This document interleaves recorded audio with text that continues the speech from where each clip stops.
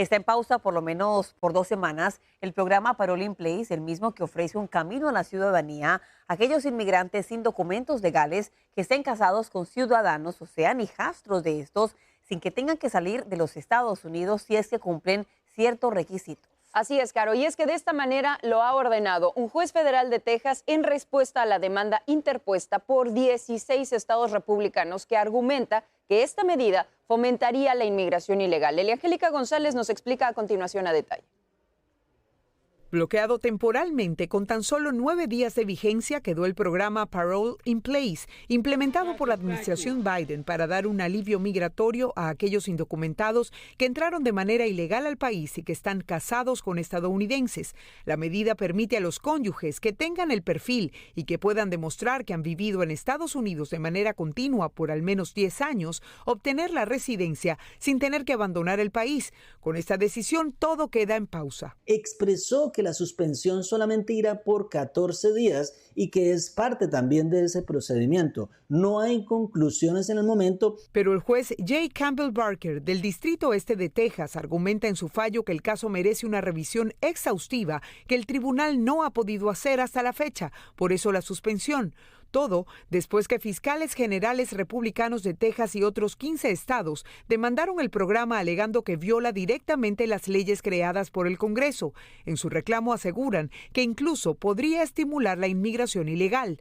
La administración Biden bautizó el programa como Keeping Families Together o mantener a las familias juntas y lo presentó en junio para ayudar a por lo menos 500,000 de inmigrantes indocumentados. Los cónyuges sin estatus legal podrían, amparados en esta medida, hacer el proceso legal sin salir de Estados Unidos, lo que antes significaba un riesgo de estar separados de sus familias por años o incluso de manera permanente. Angélica González, Univision. Así amanece ese debate entre la vicepresidenta Kamala Harris y el expresidente Donald Trump, pautado para este próximo 10 de septiembre. Y es que el exmandatario asegura que la cadena en donde se va a llevar a cabo este debate es hostil hacia su partido, los republicanos. Además, pide que se mantengan las mismas reglas del debate pasado que tuvo con el presidente Joe Biden. Y todo esto ocurre mientras ambos candidatos a la presidencia continúan su campaña esta semana. Y nuestro colega Edwin Pitti, como siempre, nos cuenta más acerca de esta controversia y todo lo que está ocurriendo. Edwin, buenos días para ti.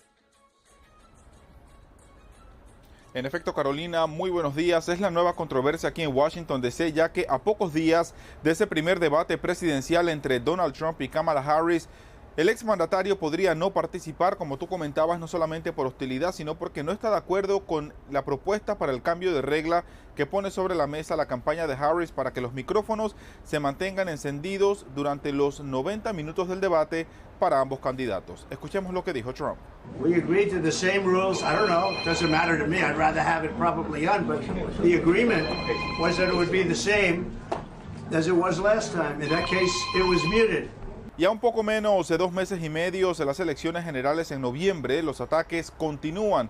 En las últimas horas vemos cómo Donald Trump visita el Cementerio Nacional de Arlington para ofrecer unas flores a los 13 miembros de la Fuerza Armada norteamericana que murieron en esa misión de la retirada norteamericana de Afganistán. Ahí él está culpando puntualmente a Biden y a Harris de liderar esa misión que según él fue una vergüenza a nivel mundial. What they did is Afghanistan, the most embarrassing day in the history of our country.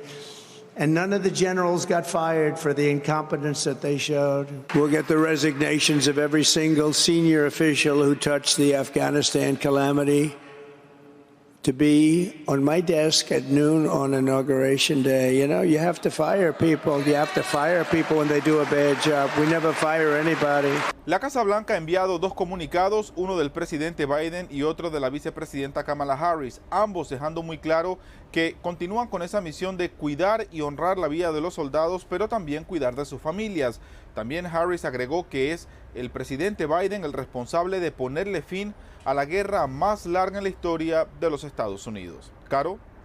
Y te pregunto, Edwin, también la campaña de Harris saca un nuevo anuncio político hablando de su plan económico. ¿Qué promete específicamente la vicepresidenta? Cuéntanos.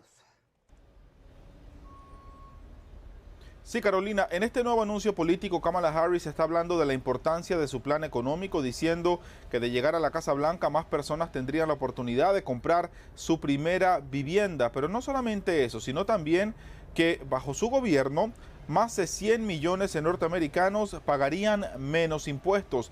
Por supuesto que la campaña de Trump la ha criticado, diciendo que ella es partícipe de las peores políticas económicas que ha vivido Estados Unidos en la historia moderna, esto haciendo referencia al alto nivel de inflación que sigue golpeando el bolsillo de millones de norteamericanos. Soy Edwin Pitti reportando desde Washington para La Voz de la Mañana. Vuelvo contigo al estudio.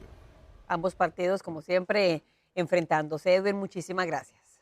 Vamos a cambiar de tema porque esta mañana más de 30 personas están sin hogar en Brooklyn después de que un incendio arrasó con varias viviendas. Hay varias personas heridas, entre ellos los bomberos.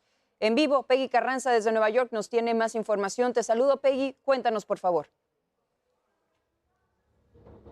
Hola, ¿qué tal? Buenos días. Así es, como puedes ver, nos encontramos en Brooklyn frente a la escena. Se trata de una escena activa con múltiples camiones de bomberos, además de que el área continúa acordonada. Además, puedes ver precisamente la destrucción en varios edificios. Y es que según el Departamento de Bomberos se trató de un poderoso incendio que, como lo dices, arrasó con varias viviendas. Además dejó 6 bomberos heridos, otras 3 personas lesionadas y decenas de desplazados.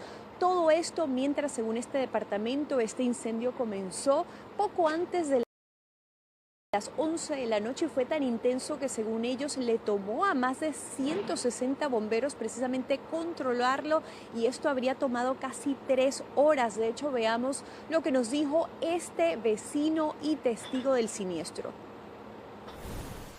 Estaba en el bloque, a un bloque, y cuando estaba parqueando mi carro con mi hermano, vimos toda la ambulancia, habían cerrado todo el área. Yo vivo en el building cruzando la pista y yo vivo en el segundo piso, y el segundo piso se veía el fuego. Estaba bien alto. Y en un momento parece que lo habían controlado, pero a los 5 minutos otra vez arrancó y y toda la gente se paró afuera y se veía que no se podía parar porque empezó a agarrar de casa en casa, empezó a continuar. Y estaban llamando muchas ambulancias y muchos bomberos, estaba bien feo, parecía, todos estaban con miedo porque no paraba, continuaba, y hasta del techo se veía cómo subía el fuego, estaba bien grande. Y mientras tanto, también los bomberos dijeron tuvieron que lidiar con lo que fue el derrumbe precisamente del techo de uno de estos edificios. Además, esta agencia también tomó fotos con drones de uno de los momentos más intensos del siniestro.